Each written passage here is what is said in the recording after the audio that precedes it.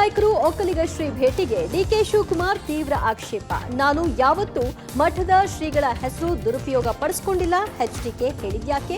ಡಿಕೆಶಿಗೆ ಸೋಲಿನ ಭೀತಿ ಕಾಡ್ತಿದೆ ಅಂತ ಕೇಸರಿ ನಾಯಕರಿಂದ ಕುಹಕ. ನಿರ್ಮಲಾನಂದ ಶ್ರೀಗಳ ಆಶೀರ್ವಾದ ಪಡೆದ ಮೈತ್ರಿ ನಾಯಕರು ಯಾರ್ಯಾರು? ಎಚ್ಡಿಕೆ ತೋಟದ ಮನೆಯ ಬಾಡೂಟ ಕಾರ್ಯಕ್ರಮ ರದ್ದಾಗಿದ್ದಕ್ಕೆ ಕುಮಾರಸ್ವಾಮಿ ಕೆಂಡಾಮಂಡಲ ಎಲ್ಲವನ್ನ ನೋಡೋಣ ಕರ್ನಾಟಕ ಟಾಪ್ 20. ಆದಿಚುಂಚನಗಿರಿ ಮಠದಲ್ಲಿ ಮೈತ್ರಿ ನಾಯಕರು ನಿರ್ಮಲಾನಂದ ಶ್ರೀಗಳನ್ನ ಭೇಟಿಯಾಗಿ ಆಶೀರ್ವಾದ ಪಡೆದರು. ಬಿಜೆಪಿ ಜೆಡಿಎಸ್ ನಾಯಕರ ಭೇಟಿಗೆ ಡಿಸಿಎಂ ಡಿಕೆ ಶಿವಕುಮಾರ್ ತೀವ್ರ ಆಕ್ಷೇಪ ವ್ಯಕ್ತಪಡಿಸಿದ್ರು.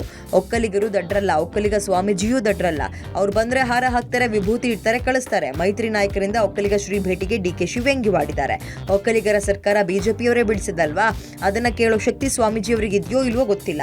ಬೆಂಗಳೂರಿನಲ್ಲಿ ಡಿಸಿಎಂ ಡಿಕೆ ಶಿವಕುಮಾರ್ ಈ ರೀತಿಯಾಗಿ ಪ್ರತಿಕ್ರಿಯೆ ಕೊಟ್ಟಿದ್ದು, ಈ ಹಿಂದೆ ಸಿದ್ದರಾಮಯ್ಯ ಸಹಿತವಾಗಿ ಕಾಂಗ್ರೆಸ್ ನಾಯಕರು ಸ್ವಾಮೀಜಿಯನ್ನ ಭೇಟಿ ಮಾಡಿದ್ರು. ಇದೀಗ ದೋಸ್ತಿಗಳು ಸ್ವಾಮೀಜಿಗಳ ಬಳಿ ಹೋಗಿದ್ದೆ ಡಿಕೆಶಿ ಕೆಂಗಣ್ಣಿ ಗುರಿಯಾಗಿದೆ. ಒಕ್ಕಲಿಗರ ಸ್ವಾಮಿಗಳು ದಡ್ರಲ್ಲ ಅಂತ, ಅವರು ಏನು ದಡ್ರಲ್ಲ, ಬರ್ತಾರೆ, ಆಶೀರ್ವಾದ ಮಾಡ್ತಾರೆ, ವಿಭೂತಿ ಇಡ್ತಾರೆ, ಹೂನಾರ ಹಾಕ್ತಾರೆ, ಕಳಿಸ್ತಾರೆ.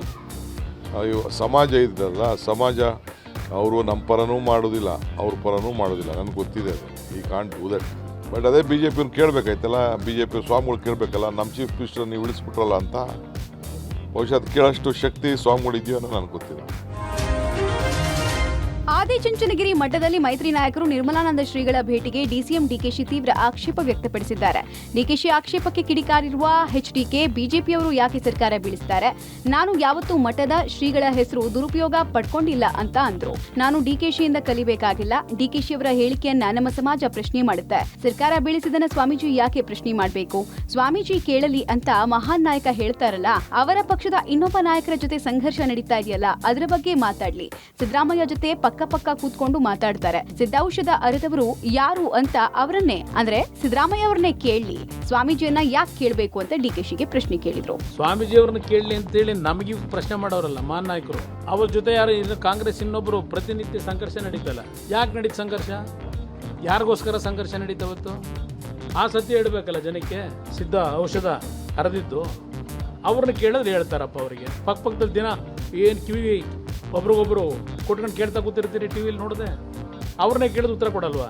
ಪರಪೂಜ್ ಸ್ವಾಮೀಜಿ ಅವ್ರನ್ನ ಇದು ಕೇಳ್ತೀರಾ? ಇದನ್ನ ಅವ್ರ ಹತ್ರ ನಾನು ಕಲಿಬೇಕಾಗಿಲ್ಲ. ಡಿಸಿಎಂ ಡಿಕೆಶಿ ಹೇಳಿಕೆಗೆ ವಿಪಕ್ಷ ನಾಯಕ ಆರ್ ಅಶೋಕ್ ವಾಗ್ದಾಳಿ ನಡೆಸಿದ್ರು. ಡಿಕೆ ಶಿವಕುಮಾರ್ಗೆ ಸೋಲಿನ ಭೀತಿ ಕಾಡ್ತಾ ಇದೆ. ಇಲ್ಲಿಗೆ ನಾವು ಬಂದಿದ್ ನೋಡಿ ಅವರಿಗೆ ಚಳಿ ಜ್ವರ ಬಂದಿದೆ. ಶ್ರೀಗಳ ಬಗ್ಗೆ ಮಾತಾಡೋಕೆ ಡಿಕೆಶಿಗೆ ನೈತಿಕತೆ ಇಲ್ಲ. ಸ್ವಾಮೀಜಿ ಬಗ್ಗೆ ಎಚ್ಚರಿಕೆಯಿಂದ ಡಿಕೆಶಿ ಮಾತಾಡ್ಲಿ. ಡಿಕೆಶಿಗೆ ಕಷ್ಟ ಬಂದಾಗ ಜೈಲಿಗೆ ಹೋಗಿದ್ದಾಗ ಸ್ವಾಮೀಜಿ ಸಂತೈಸಿದ್ರು. ಇದನ್ನ ಡಿಕೆಶಿ ಮರ್ತಿದ್ದಾರ? ಮಠವನ್ನ ರಾಜಕೀಯಕ್ಕೆ ಎಳೆತಂದಿದ್ದು ಸರಿಯಲ್ಲ ಅಂದ್ರು. ಇನ್ನು ಸಿಟಿ ರವಿ ಮಾತಾಡಿ, ಹಳೆಯದು ಕೆದಕಿದ್ರೆ ಹಲವರ ಬಂಡವಾಳ ಹೊರ ಬರುತ್ತೆ. ಸರ್ಕಾರಕ್ಕೆ ಜಾತಿ ಇಲ್ಲ. ಡಿಕೆಶಿ ಅವರು ಸಂವಿಧಾನಕ್ಕೆ ಅಪಚಾರ ಮಾಡಿದ್ದಾರೆ. ಡಿಕೆಶಿ ಹತಾಶರಾಗಿದ್ದಾರೆ. ಸ್ವಾಮೀಜಿಗಳ ಪರಂಪರೆ ಸನಾತನ ಧರ್ಮ ಪ್ರತಿಪಾದಿಸುವವರು. ಇಂಡಿಯಾ ಒಕ್ಕೂಟ ಸನಾತನ ಧರ್ಮವನ್ನ ಮಲೇರಿಯಾಕ್ಕೆ ಹೋಲಿಸಿದ್ದು ಡಿಎಂಕೆ. ಹಾಗಾಗಿ ಕಾಂಗ್ರೆಸ್ ಅವರಿಗೆ ಸ್ವಾಮೀಜಿಗಳ ಆಶೀರ್ವಾದ ಪಡೆಯೋ ನೈತಿಕತೆಯೇ ಇಲ್ಲ ಅಂದ್ರು. ಫಸ್ಟ್ ಡಿಕೆ ಶಿವಕುಮಾರ್ ಅವರಿಗೆ ಒಂದು ರೀತಿ ಸೋಲುವಂತ ಭೀತಿ ಕಾಡ್ತಾ ಇದೆ. ನಿನ್ನೆ ಎಲ್ಲ ದೇವಸ್ಥಾನಕ್ಕೆ ಹೋಗಿ ದೇವ್ರ ಪೂಜೆ ಮಾಡಿ ಮೊರೆ ಹೋಗ್ತಾ ಇದ್ದಾರೆ. ಈಗ ನಾವೆಲ್ಲ ಬಂದಿರೋದು ಅವ್ರಿಗೆ ಚಳಿ ಜ್ವರ ಬಂದ್ಬಿಟ್ಟಿದೆ. ಬೆಳಗ್ಗೆಯಿಂದ ಮಾಧ್ಯಮದಲ್ಲಿ ಸುದ್ದಿ ನೋಡಿ, ಫೋಟೋಗಳು ನೋಡಿದ್ಮೇಲೆ ಅವ್ರಿಗೆ ಚಳಿ ಜ್ವರ ಎರಡೂ ಬಂದಿದೆ. ಈಗ ಹಳೆದನ್ನೆಲ್ಲ ಕೆದಕ್ಕೊಂಡು ಹೋದರೆ ಭಾಳ ಜನರು ಬಂಡವಾಳ ಹೊರಗೆ ಬರುತ್ತೆ. ಸರ್ಕಾರಕ್ಕೆ ಜಾತಿ ಇದೆಯಾ? ಹಿಂಗೆ ಹೇಳೋದು ಸಂವಿಧಾನ ವಿರುದ್ಧ ಅಲ್ವಾ? ಅಂಬೇಡ್ಕರ್ ಅವ್ರಿಗೆ ಮಾಡುವ ಅಪಮಾನ ಅಲ್ವಾ? ಲೋಕಸಭಾ ಚುನಾವಣೆ ಹಿನ್ನೆಲೆಯಲ್ಲಿ ಮೈತ್ರಿ ನಾಯಕರು ಆದಿಚುಂಚನಗಿರಿ ಮಠಕ್ಕೆ ತೆರಳಿದ್ರು. ಈ ವೇಳೆ ಮಂಡ್ಯ ಅಭ್ಯರ್ಥಿ ಕುಮಾರಸ್ವಾಮಿ, ಬೆಂಗಳೂರು ನಗರದ 4 ಅಭ್ಯರ್ಥಿಗಳು, ಮೈಸೂರು, ಕೊಡಗು, ಕೋಲಾರ, ತುಮಕೂರು ಅಭ್ಯರ್ಥಿಗಳು ಸೇರಿ ಮೈತ್ರಿ ನಾಯಕರು ಸ್ವಾಮೀಜಿಗಳನ್ನ ಭೇಟಿಯಾಗಿ ಆಶೀರ್ವಾದ ಪಡೆದರು. ಸ್ವಾಮೀಜಿಗಳ ಭೇಟಿ ಬಗ್ಗೆ ಪ್ರತಿಕ್ರಿಯೆ ಕೊಟ್ಟ ಕುಮಾರಸ್ವಾಮಿ, ವರ್ಷದ ಮೊದಲ ದಿನ ಗುರುಗಳ ಆಶೀರ್ವಾದ ಪಡೆಯೋದು ನಮ್ಮ ಕರ್ತವ್ಯ, ಹೀಗಾಗಿ ಬಂದಿದ್ದೀವಿ ಅಂದ್ರು. ಆರ್ ಅಶೋಕ್ ಮಾತನಾಡಿ, ಶ್ರೀಗಳ ಆಶೀರ್ವಾದ ಪಡೆಯೋದಕ್ಕೆ ಮೈತ್ರಿ ನಾಯಕರು ಬಂದಿದ್ದೀವಿ. ಶ್ರೀಗಳ ಆಶೀರ್ವಾದ, ಅವರ ಬೆಂಬಲದೊಂದಿಗೆ ಚುನಾವಣಾ ಪ್ರಚಾರಕ್ಕೆ ಹೋಗ್ತೀವಿ ಅಂದ್ರು. ಮೈಸೂರು, ಕೊಡಗು ಅಭ್ಯರ್ಥಿ ಯದುವೀರ್ ಒಡೆಯರ್ ಪ್ರತಿಕ್ರಿಯೆ ಕೊಟ್ಟು, ಮೈಸೂರು ಭಾಗಕ್ಕೆ ಆದಿಚುಂಚನಗಿರಿ ಮಠದ ಕೊಡುಗೆ ಅಪಾರ. ಇವತ್ತು ಮಠಕ್ಕೆ ಭೇಟಿಯಾಗಿ ಶ್ರೀಗಳ ಆಶೀರ್ವಾದ ಪಡೆದಿದ್ದೀವಿ. ಇದೇ ವೇಳೆ ಕ್ಷೇತ್ರದಲ್ಲಿ ಯಾವುದೇ ಗೊಂದಲ, ಭಿನ್ನಾಭಿಪ್ರಾಯ ಇಲ್ಲ ಅಂತ ಹೇಳಿದ್ರು. ಮೊದಲನೇ ದಿನ ಏನಿದೆ, ಯುಗಾದಿ ಹಬ್ಬದ ನಂತರ ಪರಪೂಜ್ಯ ಸ್ವಾಮೀಜಿಯವರ ದರ್ಶನ ಪಡೆದು ಅವರ ಆಶೀರ್ವಾದ ಪಡೆಯತಕ್ಕಂಥದ್ದಕ್ಕೆ ಇವತ್ತು ಅವರ ದರ್ಶನಕ್ಕೆ ಬಂದಿದ್ದೇವೆ. ನಿರ್ಮಲಾ ಸ್ವಾಮಿ ಭೇಟಿ ಆಶೀರ್ವಾದ ಪಡೆಯೋಕ್ಕೆ ನಾವೆಲ್ಲರೂ ಕೂಡ ಬಂದಿದ್ದೀರಿ. ಇಲ್ಲಿ ಆಶೀರ್ವಾದ ಪಡೆದ್ರೆ ಇನ್ನಷ್ಟು ಬೆಂಬಲ ನಮಗೆ ಸಿಗುತ್ತೆ ಅನ್ನೋ ದೃಷ್ಟಿಯಿಂದ ನಾವು ಬಂದಿದ್ದೀವಿ. ಆದಿಚುಂಚನಗಿರಿ ಕ್ಷೇತ್ರಕ್ಕೂ ಮೈಸೂರಿಗೆ ಭಾಳ ಅವಿನಾಭಾವ ಸಂಬಂಧ. ಗುರುಗಳ ಆಶೀರ್ವಾದವನ್ನು ಪಡೆದು ಎಲ್ಲ ಕೆಲಸ ಯಶಸ್ವಿಯಾಗಲಿ ಅಂತ ಪ್ರಾರ್ಥನೆ ಮಾಡಿದ್ದೇವೆ. ಯುಗಾದಿಯ ಹೊಸತೊಡಕು ಹಿನ್ನೆಲೆಯಲ್ಲಿ ಒಕ್ಕಲಿಗ ನಾಯಕರು ಮುಖಂಡರಿಗೆ ಮಂಡ್ಯ ಮೈತ್ರಿ ಅಭ್ಯರ್ಥಿ ಕುಮಾರಸ್ವಾಮಿ ಬಾಡೂಟ ಆಯೋಜಿಸಿದರು. ಬಿಡದಿ ಸಮೀಪದ ಕೇತಿಗಾನಹಳ್ಳಿ ಬಳಿ ಇರುವಂತಹ ತೋಟದ ಮನೆಯಲ್ಲಿ ಆಯೋಜನೆ ಮಾಡಿದ್ದಕ್ಕೆ ಚುನಾವಣಾಧಿಕಾರಿಗಳು ಆಗಮಿಸಿ ಪರಿಶೀಲನೆ ನಡೆಸಿದರು. 50ಕ್ಕೂ ಹೆಚ್ಚು ಮಂದಿ ಸೇರಿದ್ರೆ ಚುನಾವಣಾ ನೀತಿ ಸಂಹಿತೆ ಉಲ್ಲಂಘನೆ ಆಗುತ್ತೆ. ಕುಟುಂಬಸ್ಥರಿಗೆ ಊಟದ ವ್ಯವಸ್ಥೆ ಮಾಡಬಹುದು, ಆದರೆ ರಾಜಕೀಯ ನಾಯಕರು ಮುಖಂಡರು ಬರೋ ಹಾಗಿಲ್ಲ. ಒಂದ್ ವೇಳೆ ರಾಜಕೀಯ ಮುಖಂಡರು ಬಂದ್ರೆ ಎಲ್ಲವನ್ನ ಸೀಸ್ ಮಾಡಿ ಕೇಸ್ ಮಾಡ್ತೀವಿ ಅಂದ್ರು. ಚುನಾವಣಾ ನೀತಿ ಸಂಹಿತೆ ಹಿನ್ನೆಲೆಯಲ್ಲಿ ಬಿಡದಿ ತೋಟದ ಮನೆಯ ಬಾಡೂಟ ಕಾರ್ಯಕ್ರಮ ರದ್ದಾಗಿದೆ. ಹೀಗಾಗಿ ಮುಖಂಡರೆಲ್ಲ ತೋಟದ ಮನೆ ಬಳಿ ಬಂದು ವಾಪಸ್ಸಾದ್ರು. ರಾಜಕಾರಣಿಗಳಿಗೆ ಬಾಡೂಟದ ಬಗ್ಗೆ ಪ್ರತಿಕ್ರಿಯೆ ಕೊಟ್ಟ ಕುಮಾರಸ್ವಾಮಿ, ತೋಟದಲ್ಲಿರುವ ಕೆಲಸಗಾರರಿಗೆ ಹೊಸತೊಡಕು ಮಾಡಲಾಗ್ತಾ ಇದೆ. ನಾವು ಮುಖಂಡರು ಚುನಾವಣಾ ತಂತ್ರಗಾರಿಕೆಗೆ ಸೇರ್ತೇವೆ ಅಷ್ಟೇ ಅಂದ್ರು. ಬಿಜೆಪಿಗೆ ಯಾವ ರೀತಿ ಕೇಶವ ಕೃಪಾ ಇದೆಯೋ ನಮಗೆ ಬಿಡದಿ ತೋಟ ನಮ್ಮ ಪಕ್ಷದ ಕಾರ್ಯಕರ್ತರಿಗೆ ಕೇಶವ ಕೃಪಾ ಇದ್ದ ಹಾಗೆ. ನನ್ನ ತೋಟದಲ್ಲಿ ನಾನು ಹೆಡ್ ಆಫೀಸ್ ಮಾಡ್ಕೊಂಡ್ರೆ ಇವರಿಗೇನ್ ಕಷ್ಟ ಅಂತ ಪ್ರಶ್ನೆ ಕೇಳಿದ್ರು. ಅಲ್ಲಿ ಸ್ವಲ್ಪ ಊಟದ ವ್ಯವಸ್ಥೆ ಪ್ರಿಪರೇಷನ್ ಮಾಡ್ತಿದ್ದು ಕಂಡು ಬಂತು. ಪರ್ಮಿಷನ್ ತಗೊಂಡಿರಲಿಲ್ಲ. ಜೊತೆಗೆ ಅವರು ಫ್ರೆಂಡ್ಸ್ ರಿಲೇಟಿವ್ ಅಂತ ಹೇಳಿದ್ರು. ಅಲ್ಲಿ ಪೊಲಿಟಿಕಲ್ ಪಾರ್ಟೀಸ್ ಯಾರು ಬಂದಿಲ್ಲ ಒಳಗಡೆ ನಾವು ಚೆಕ್ ಮಾಡಿದಾಗ. ಸೊ MCC ವೈಲೇಷನ್ ಆಯಿತು ಅಂತಂದ್ರೆ ಅವ್ರ ಮೇಲೆ ನಿಯಮಾನುಸಾರ ಕ್ರಮ ತಗೊಳ್ಳೇಬಿಟ್ಟು MCC ನೋಡಲ್ ಆಫೀಸರ್ಗೂ ಡೈರೆಕ್ಷನ್ಸ್ ಕೊಟ್ಟಿದ್ದೇವೆ. ನನ್ನ ತೋಟದಲ್ಲಿ ಕೆಲಸಗಾರರಿಗೆ ಇವತ್ತು ಊಟದ ವ್ಯವಸ್ಥೆ ವರ್ಷದ ಒಡಕು ಅವ್ರಿಗೆ ಮಾಡ್ತಾ ಇದ್ದಾರೆ. ಅದು ಹೆಡ್ ಆಫೀಸೇ, ಅದು ಶಕ್ತಿ ಕೇಂದ್ರ. ಅದು BJPಗೆ ಯಾವ ರೀತಿ ಕೇಶವ ಕೃಪಾ ಇದೆ ಅದೇ ರೀತಿಯಲ್ಲಿ ನನ್ನ ಪಕ್ಷದ ಕಾರ್ಯಕರ್ತರಿಗೆ ಅದು ಕೇಶವ ಕೃಪಾ ಇದ್ದಾಗೇನೆ. ನನ್ನ ತೋಟದಲ್ಲಿ ನಾನು ಹೆಡ್ ಆಫೀಸ್ ಮಾಡ್ಕೊಂಡ್ರೆ ಇವ್ರಿಗೇನು ಕಷ್ಟ? ಕುಮಾರಸ್ವಾಮಿ ಬಿಡದಿ ತೋಟದ ಮನೆಯ ಬಾಡೂಟ ಕಾರ್ಯಕ್ರಮ ರದ್ದು ಬೆನ್ನಲ್ಲೇ ಜೆಡಿಎಸ್ ಟ್ವಿಟರ್ನಲ್ಲಿ ಕಾಂಗ್ರೆಸ್ ವಿರುದ್ಧ ವಾಗ್ದಾಳಿ ನಡೆಸಿದೆ. ಯುಗಾದಿ ಹಬ್ಬದ ಮರುದಿನದ ಸಂಭ್ರಮ ಹೊಸತೊಡಕು ಹಿಂದಿನಿಂದಲೂ ನಡ್ಕೊಂಡು ಬಂದಿರುವ ಸಂಪ್ರದಾಯ. ಪ್ರತಿ ಹಿಂದೂ ಮನೆಯಲ್ಲಿ ನಡೆಯುವಂತೆ ಶ್ರೀ ಕುಮಾರಸ್ವಾಮಿ ಅವರ ಮನೆಯಲ್ಲೂ ಕೂಡ ಹೊಸತೊಡಕು ಆಚರಣೆ ನಡೀತಾ ಇದೆ.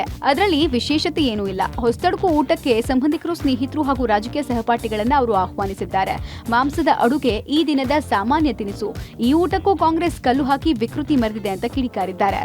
ಕಾಂಗ್ರೆಸ್ ಸೋಲಿನ ಹತಾಶೆಯಿಂದ ಜೆಡಿಎಸ್ ಹಾಗೂ ಬಿಜೆಪಿ ಪಕ್ಷಗಳನ್ನ ಟೀಕಿಸೋ ಭರದಲ್ಲಿ ನಮ್ಮ ಹಿಂದೂ ಸಂಪ್ರದಾಯದ ಬಗ್ಗೆ ಅವಹೇಳನ ಮಾಡಿದೆ ಅಂತ ಜರಿದಿದೆ. ಅದರ ಕೊಳಕುತನ ಅದರ ಟ್ವಿಟರ್ನಲ್ಲಿ ಎದ್ದು ಕಾಣ್ತಾ ಇದೆ. ನಿರಂತರವಾಗಿ ಹಿಂದೂ ವಿರೋಧಿ, ದ್ರೋಹಿ ಆಗಿರುವ ಕಾಂಗ್ರೆಸ್ಗೆ ಹೊಸತೊಡಕಿಗಿಂತ ಇಫ್ತಾರ್ ಕೂಟದಲ್ಲೇ ಹೆಚ್ಚು ಪ್ರೀತಿ ಅಂತ ವಾಗ್ದಾಳಿ ನಡೆಸಿದೆ. ಹಾಸನ ಮೈತ್ರಿ ಅಭ್ಯರ್ಥಿ ಪ್ರಜ್ವಲ್ ರೇವಣ್ಣ ಪರ ಪ್ರೀತಂ ಗೌಡ ಕೊನೆಗೂ ಪ್ರಚಾರಕ್ಕಿಳಿದಿದ್ದಾರೆ. ಮೈತ್ರಿ ಅಭ್ಯರ್ಥಿ ಘೋಷಣೆಯಾಗ್ತಾ ಇದ್ದಂತೆ ಪ್ರಜ್ವಲ್ ರೇವಣ್ಣ ವಿರುದ್ಧ ತೀವ್ರ ಅಸಮಾಧಾನ ಹೊರಗಾಕಿದ್ದ ಪ್ರೀತಂ ಗೌಡ ಪ್ರಚಾರದಿಂದ ದೂರ ಉಳಿದಿದ್ರು. ಈ ಹಿನ್ನೆಲೆ ದೇವೇಗೌಡರೇ ಪ್ರಧಾನಿ ಮೋದಿಗೆ ಪ್ರೀತಂ ಗೌಡ ವಿರುದ್ಧ ದೂರು ಹೇಳಿದ್ರು. ಮೋದಿ ಸೂಚನೆ ಮೇರೆಗೆ ಕಳೆದ ವಾರ ರಾಜ್ಯ ಬಿಜೆಪಿ ಚುನಾವಣಾ ಉಸ್ತುವಾರಿ ಹಾಸನಕ್ಕೆ ಆಗಮಿಸಿ ಭಿನ್ನಮತ ಶಮನಗೊಳಿಸಿದ್ರು. ಕಳೆದ ಭಾನುವಾರ ರಾಧಾ ಮೋಹನ್ ದಾಸ್ ಅಗರ್ವಾಲ್ ಪ್ರೀತಂ ಗೌಡರ ಭೇಟಿಯಾಗಿ ಹಾಸನದಲ್ಲಿ ಪ್ರಚಾರ ನಡೆಸುವಂತೆ ಮನವೊಲಿಸಿದ್ರು. ಹೈಕಮಾಂಡ್ ಸೂಚನೆ ಮೇರೆಗೆ ಪ್ರೀತಂ ಗೌಡ ಇವತ್ತು ಹಾಸನದ ವಿದ್ಯಾನಗರದಲ್ಲಿ ತಮ್ಮ ಬೆಂಬಲಿಗರೊಂದಿಗೆ ಕರಪತ್ರ ಹಂಚುವ ಮೂಲಕ ಎನ್ಡಿಎ ಅಭ್ಯರ್ಥಿ ಪ್ರೀತಂ ಗೌಡ ಪರ ಮತಯಾಚನೆ ಮಾಡಿದ್ರು. ರಾಜ್ಯ ಬಿಜೆಪಿ ಪ್ರಧಾನ ಕಾರ್ಯದರ್ಶಿ ಪ್ರೀತಂ ಗೌಡ ಪ್ರತಿಕ್ರಿಯಿಸಿ, ನಾನು ಪ್ರೀತಿ ತೋರಿಸಿದ್ರೆ ಕೆಲಸ ಮಾಡೋನು, ಕಂಪ್ಲೇಂಟ್ ಮಾಡಿದ್ರೆ ನನಗೆ ರಾಜಕೀಯ ಬೇಡ ಅಂತ ಮನೆಯಲ್ಲಿ ಕೂರ್ತೀನಿ ಅಂದ್ರು. ನನ್ನ ವಿರೋಧಿಗಳು ಯಾರು ಅನ್ನೋದು ಇಡೀ ರಾಜ್ಯಕ್ಕೆ ಗೊತ್ತು, ಹಾಗಾಗಿ ನಾನು ಹಾಸನಕ್ಕೆ ಬರ್ತೀನಿ.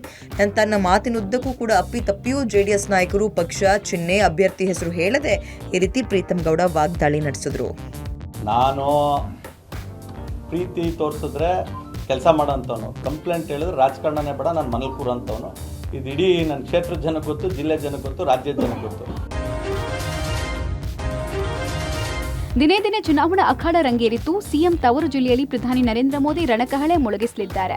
ಏಪ್ರಿಲ್ 14ಕ್ಕೆ ಮೈಸೂರಿನ ಮಹಾರಾಜ ಕಾಲೇಜು ಮೈದಾನದಲ್ಲಿ ಬೃಹತ್ ಸಮಾವೇಶ ನಡೆಯಲಿದೆ. ಸಮಾವೇಶದಲ್ಲಿ ಮೈಸೂರು, ಮಂಡ್ಯ, ಚಾಮರಾಜನಗರ, ಹಾಸನ ಕ್ಷೇತ್ರಗಳ ಕಾರ್ಯಕರ್ತರು ಭಾಗಿಯಾಗಲಿದ್ದಾರೆ. ಸಿಎಂ ತವರೂರಲ್ಲೇ ಲೋಕಸಮರದ ಮೊದಲ ಸಮಾವೇಶವನ್ನ ಪ್ರಧಾನಿ ಮೋದಿ ಮಾಡಲಿದ್ದಾರೆ.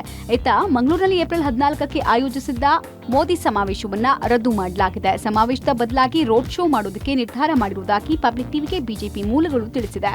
ಇನ್ನು ಮೋದಿ ರೋಡ್ ಶೋಗೆ ರೂಟ್ ಮ್ಯಾಪ್ ಸಿದ್ಧವಾಗಿದ್ದು, ಮಂಗಳೂರಿನ ನಾರಾಯಣ್ ಗುರು ವೃತ್ತದಿಂದ ಹಂಪನಕಟ್ಟೆವರೆಗೂ ಸಂಜೆ 5 ಗಂಟೆಗೆ ಮೆಗಾ ರೋಡ್ ಶೋ ಆಗಲಿದೆ. ಇನ್ನು ಪ್ರಧಾನಿ ಮೋದಿ ಸುಮಾರು 2.5 ಕಿಲೋಮೀಟರ್ ರೋಡ್ ಶೋ ಮಾಡಲಿದ್ದಾರೆ. ದಾವಣಗೆರೆ ಲೋಕಸಭಾ ಕ್ಷೇತ್ರದ ಕಾಂಗ್ರೆಸ್ ಅಭ್ಯರ್ಥಿಗೆ ಬಂಡಾಯದ ಬಿಸಿ ಹೆಚ್ಚಾಗಿದೆ. ಕಾಂಗ್ರೆಸ್ ಬಂಡಾಯ ಅಭ್ಯರ್ಥಿಯಾಗಿ ಸ್ಪರ್ಧೆ ಮಾಡೋದಕ್ಕೆ ಟಿಕೆಟ್ ವಂಚಿತ ಜಿಬಿ ವಿನಯ್ ಕುಮಾರ್ ಮುಂದಾಗಿದ್ದಾರೆ.